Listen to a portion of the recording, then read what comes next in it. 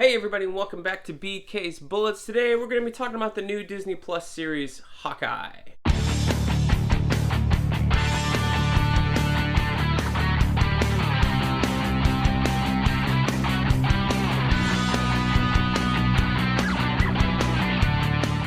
Hey everybody, and welcome back to BK's Bullets. As always, I'm your host, Brent, and today we're going to be talking about Hawkeye, the newest series on Disney Plus from the Marvel Cinematic Universe. Now, before we get into the review, let me ask you to please do one thing. Please subscribe. Helps me out, helps the channel grow, lets you know when I drop new videos, all that good stuff. So, smash that like button, and let's begin. So, Hawkeye premiered today, dropped 2 episodes, which are the first 2, and I gotta say, I'm hopeful for this series, but from what I saw today, I was not impressed, and I would not call myself entertained.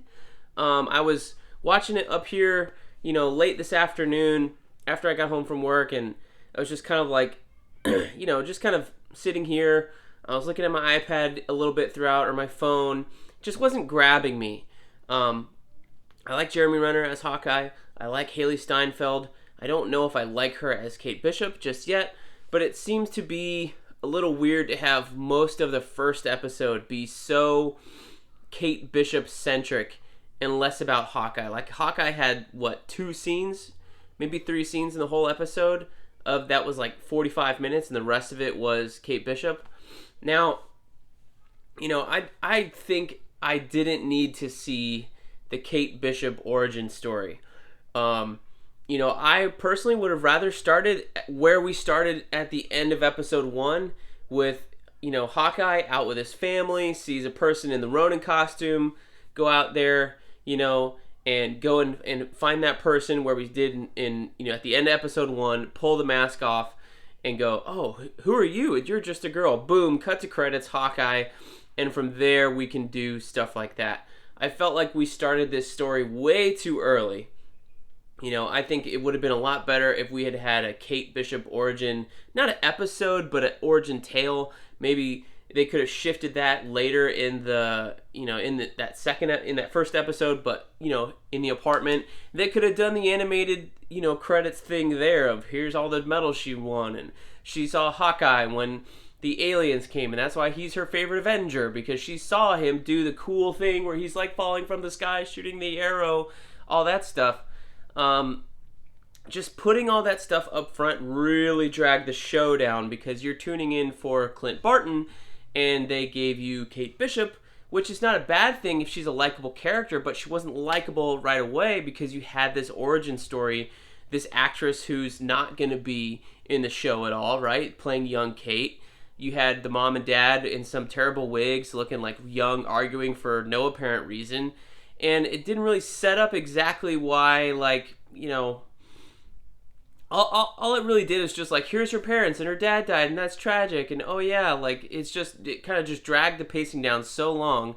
And then you finally get to see Hawkeye, and he's getting, a couple of scenes here and there with his kids with the Rogers the musical, which, while amusing, I don't know if I could have done without that. I think the joke would have landed better had we had a lot less of that in the show. A quick scene here or there, a snippet of a song, instead of the long 5-minute sequence where we saw these guys prancing around the stage and just Hawkeye noticing how lame he looks on stage, doesn't have any singing lines. He's just basically like a backup character. And yeah, it made you feel bad for Hawkeye, but as a joke, as an amusing entertaining thing, the longer it went, the more tiresome it became. I think the joke about the kid going, why were those guys running around and dancing on stage would have landed, by his little son, would have landed a lot better had we seen a lot less of that show. Maybe you want to tease it and we go back to the rehearsals or something in a later episode, and that's where you can do the songs and all that stuff. And maybe there's a battle going on in the audience while the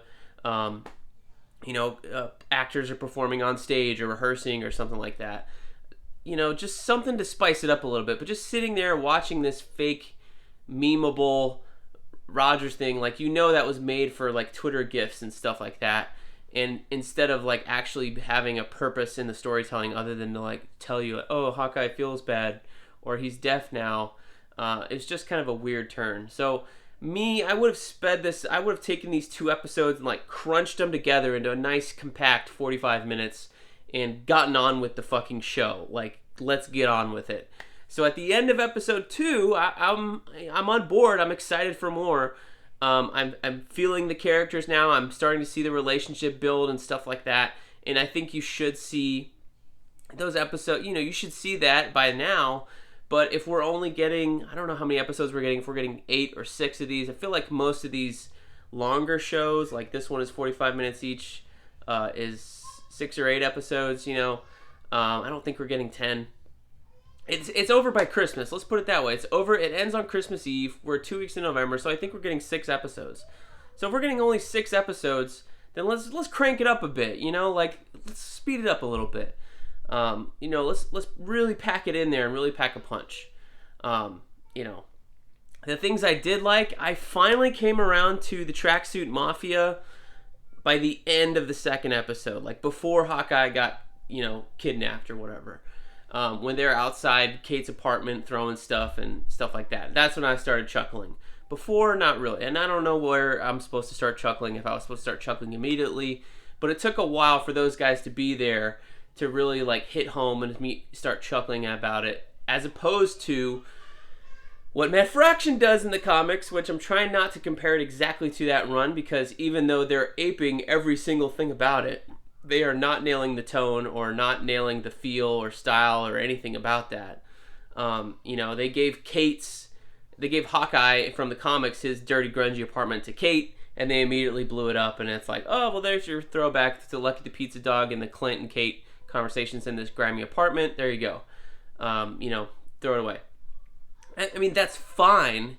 It's just, it's like, I would rather them do, like, I really would like them to do what they did in Civil War for everything.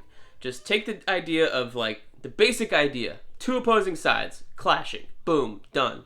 And that's what they did there. We didn't have, you know, we had a little bit of the Registration Act. We didn't have Prison 42. We didn't have, you know, Goliath dying and all this other stuff from the comic books, because we had to deal with what was alive in the MCU universe. So I just think, like, just tell your own story. Like, it's fine if you want to ape it, but, like, man, they're really aping the Matt Fraction, David Aja, like, covers and style and artwork with, you know, that opening sequence in the 1st episode was totally, like, just ripping off, you know, David Aja. And, like, I don't know if he's mad on Twitter. I made a joke on Twitter today, like, oh, if you think David Aja's mad, you should wait till he sees his opening credits, because they're totally aping his stuff. So I don't know if he helped design them, maybe he did, but somehow Matt Fraction gets a consulting producer credit on there. Meanwhile, David Aja doesn't have any credit on there, and they're using all his art basically for the basis of their promotional material and their credit sequences and all that other stuff. So I just feel it's a little unfair. It's bad. It's a bad look to have one creator on there and not the second one, when it was clearly a team book in terms of what made that book so great, as it is true with most comic books, right? When you have multiple creators working on it, writer, artist, inker, colorist, all that stuff. And David Aja does basically the coloring as well as the art. So he's like almost a one-man band. He just doesn't write the stuff. So I gotta say, I'm hopeful for episode 3. What I saw in these first 2 episodes wasn't the best thing I've seen so far. So I'm kind of thinking this might be more of like a Loki journey in terms of quality and interest, as opposed to WandaVision and Falcon and the Winter Soldier, which I loved every single episode, or most of those episodes. So I'm hoping it kind of goes more towards Falcon and less towards Loki in terms of like the slow build and stuff. But, you know, looks to be like an action romp in New York City. And now that we have our characters established, hopefully episode 3 will be a banger of an episode and we can get on with the show. So let me know what you guys thought of the episode down below in the comments, and we'll chat about it there. Thank you guys for watching. We will see you guys next time in the Funny Pages.